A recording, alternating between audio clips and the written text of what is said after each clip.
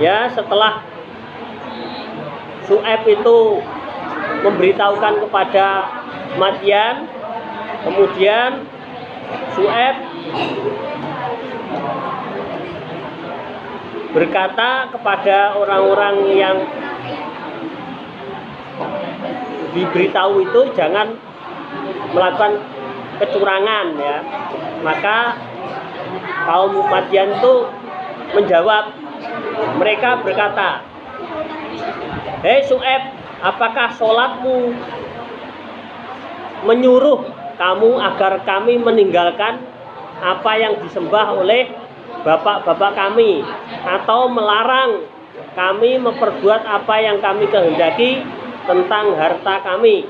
Sesungguhnya kamu adalah orang yang sangat penyantun lagi berakal." Jadi penduduk Madyan itu tidak terima apa yang dilakukan oleh Syuaib, Nabi Syuaib itu ya. Nabi Syuaib terus melakukan dakwahnya, menasihati, tetapi kaumnya yaitu Madyan itu tidak mau mendengarkan apa yang telah disampaikan oleh Nabi Syuaib. Kemudian diteruskan Al-Quran surat Hud 89 yang artinya 84 tadi, kemudian 87 menuju kembali ke Hud ayat 85 dulu ya, 85 86 yang artinya, dan Syuaib berkata. Jadi Syuaib mengatakan, dijawab Hud 84 menasihati, dijawab oleh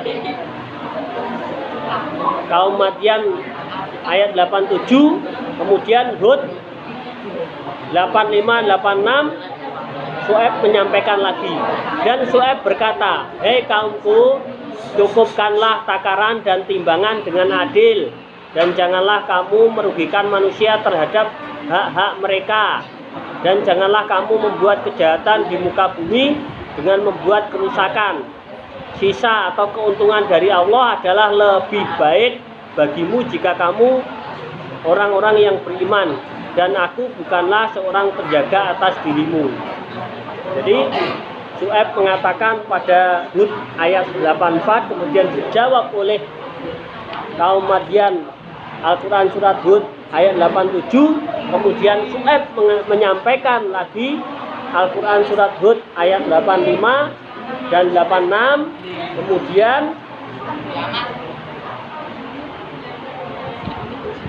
Hud menyampaikan yaitu jangan melakukan hal-hal yang merusak, terutama beliau menyampaikan tentang kaumnya Nabi Lut, yaitu bangsa Sodom yang diadab. Jadi kerusakan-kerusakan yang dilakukan oleh kaum Madyan itu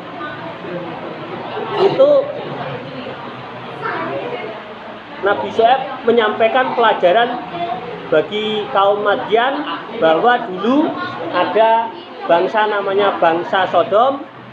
Di situ ada utusannya Allah adalah Nabi Lut, disampaikan oleh Syuaib kepada kaum Madyan. Tapi kaum Madyan itu sama wataknya dengan bangsa Sodom, diberitahu tidak mau ya, beritahu tidak mau, yaitu gemar melakukan premanisme, jadi preman. Jadi bangsa Syuaib itu melakukan perampasan hak, perampasan milik orang lain. Kemudian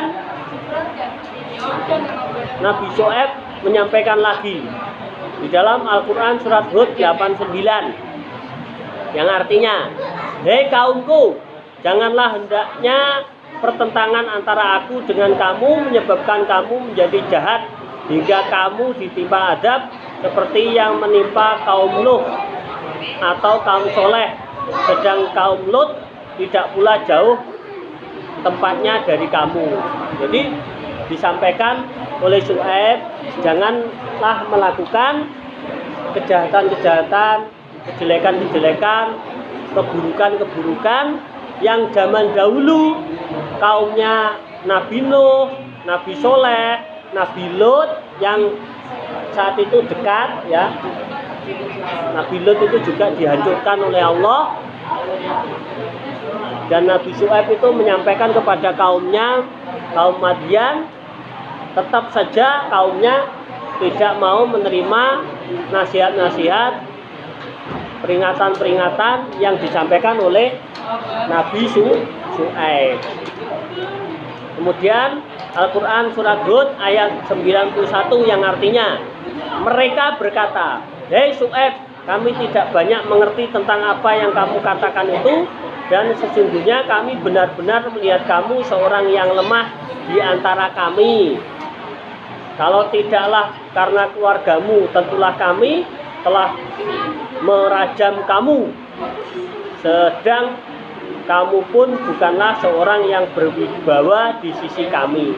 Jadi kaum Syuaib itu sombong sekali, ya, karena mempunyai kekuasaan, kekayaan dan sebagainya, ya. Jadi dakwah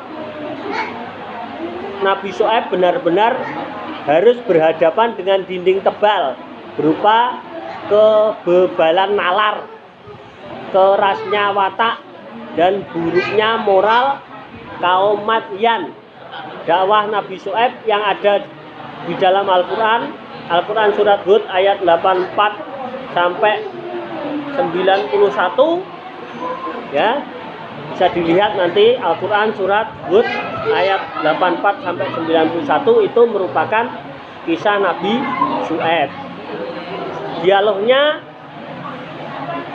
sekali dua kali akan tetapi dakwah yang telah berlangsung lama, dan akhirnya ketika beliau melihat pintu hati kaumnya benar-benar tertutup, yaitu kafir, beliau pun memanjatkan doanya agar Allah menunjukkan kebenaran kata-katanya, ya.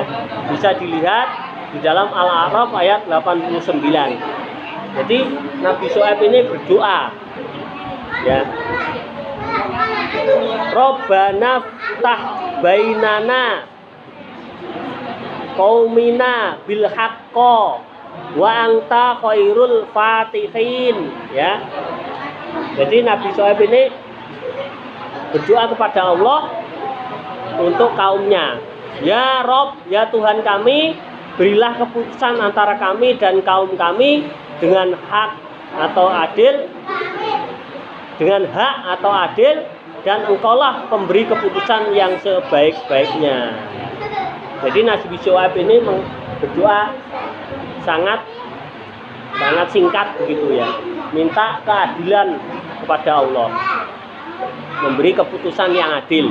Akhirnya kaum Madyan hancur oleh 3 adab sekaligus. Menurut Imam Ibnu Katsir dalam kitab Al-Bidayah wa An-Nihayah, bangsa Madyan diadab dengan 3 jenis adab, ya, kaum Madyan itu. Yang pertama, adab berupa goncangan dan gempa dahsyat yang membuat mereka tak bisa lari, ya.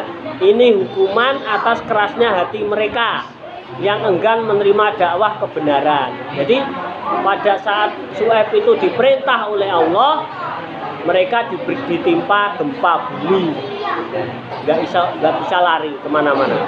Kedua, ada berupa awan hitam yang menghujani mereka dengan bebatuan jahanam. Ini sesuai permintaan mereka dahulu yang dengan sombong meminta agar langit dijatuhkan, sebagaimana dalam ayat artinya Al-Quran surat Asy-Syu'ara ayat 189, ya. Al-Quran surat Asy-Syu'ara, kaum Madyan itu minta diberi adab, maka oleh Allah diadab ini.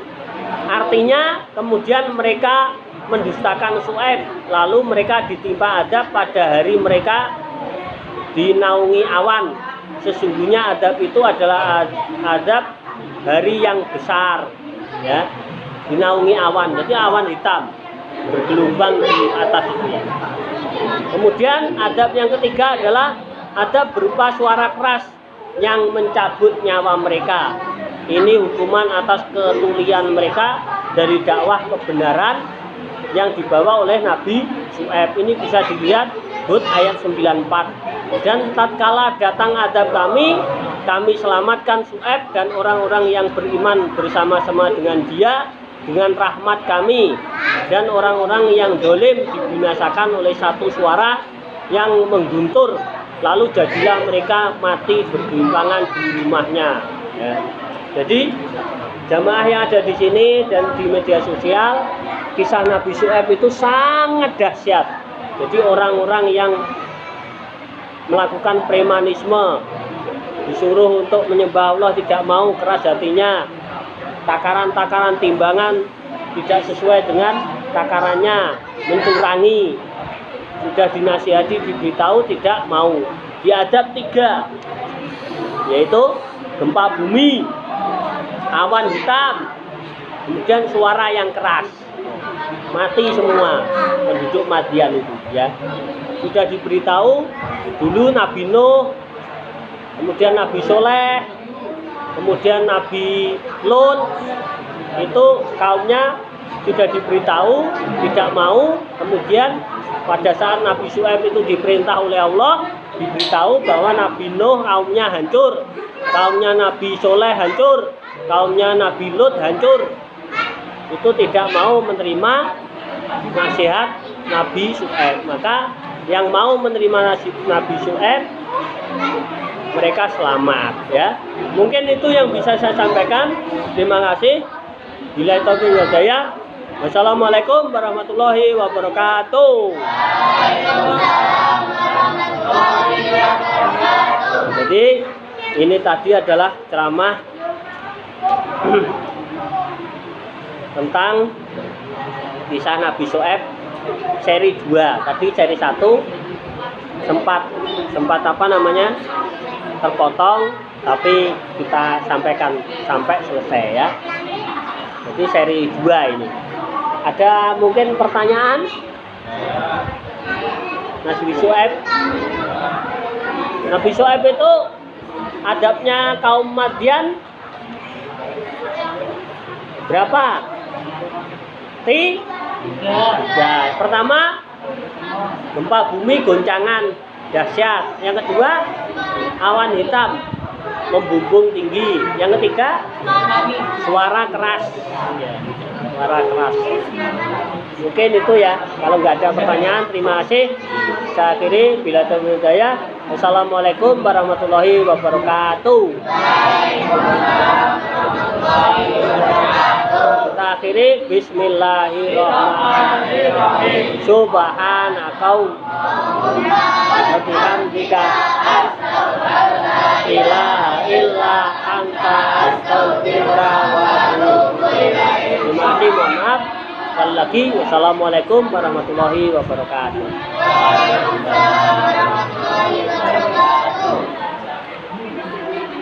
Semangat beribadah kepada Allah.